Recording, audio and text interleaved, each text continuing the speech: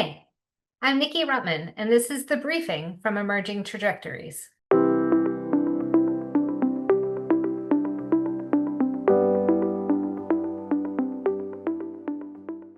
For people who don't know you, how do you describe what you do? So if it's someone that 100% doesn't know me and has no background in government, I usually start with I do research, which is probably the least descriptive way to explain what it is that I do as an intelligence professional. But it is the easiest way to start the conversation because in reality, the foundation of all intelligence work is to go out and get as much information as you possibly can and then try to make sense of it. What's one part of your FBI mindset you never let go of and one you had to leave behind as you entered the private sector? At the FBI, I had a boss that once said, mission first, people always. And I think that's a mindset that will never leave me. We are all in this business of security because we're dedicated to the mission of keeping people safe, but that should never be at the detriment of the people on your team and making sure that you're taking care of them. You're getting them the time off that they need, the training that they need, the development that they need, that is always part of achieving the end goal. In the private sector, there will always be information that's missing. I don't have legal process that I can work with to get additional information. So I can only work with what's available to me in the open source. And that's that comfort is something that I've had to get used to. So I've had to get used to have had to be comfortable with being uncomfortable. What's a common misconception private companies have about intelligence? I think sometimes private companies believe that information is intelligence. And in fact, that's not the case. Intelligence is actually a process and a product, but it's really a process first. It's the process of going out, gathering information from a variety of sources, thinking critically about that information, and then producing an intelligence product that's actionable. So for me, it's often really frustrating because not everyone uses the term in the same way, and trying to discern when someone's really talking about intelligence and wanting intelligence versus just wanting information can be very difficult. As you watch security threats and vulnerabilities shift and evolve, what bigger story do they tell about where the world is heading? What we're seeing happen domestically across the world is telling us the bigger story about where the world is heading.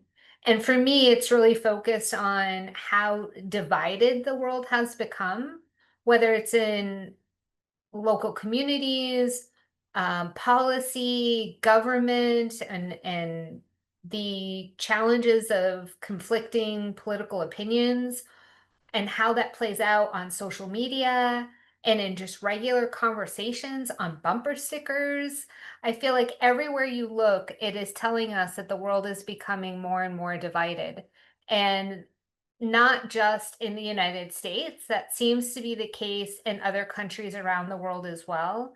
And that's just fueling this almost this movement of deglobalization, where we were so proud of how globalized we had come and how easy it is to interact with people around the world. It seems like we're taking giant steps backward from that.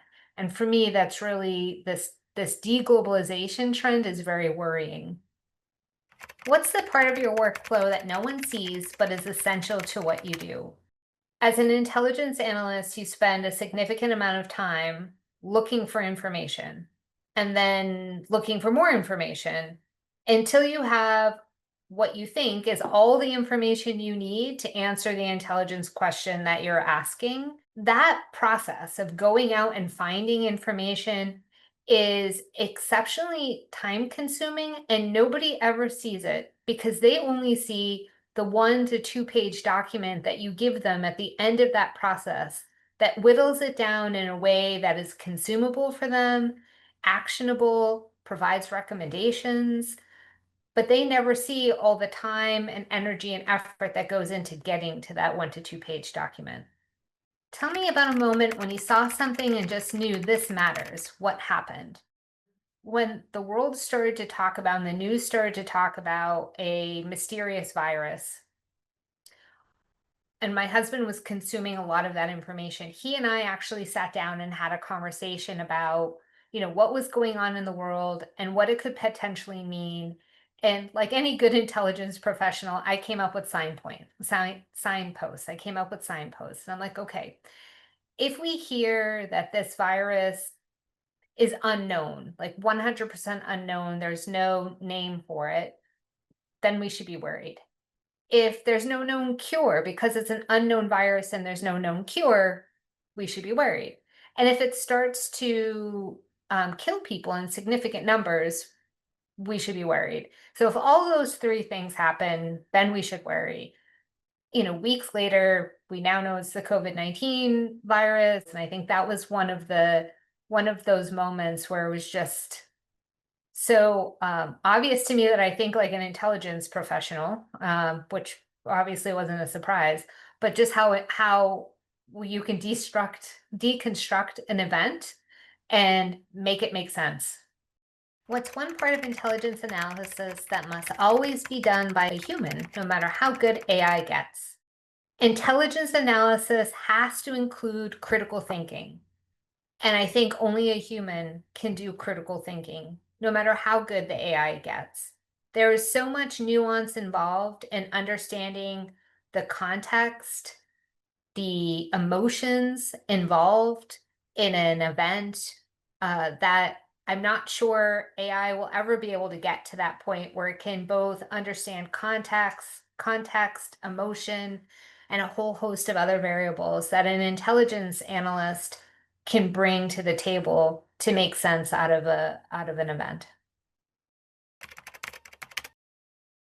Thanks for joining me for the briefing by Emerging Trajectories.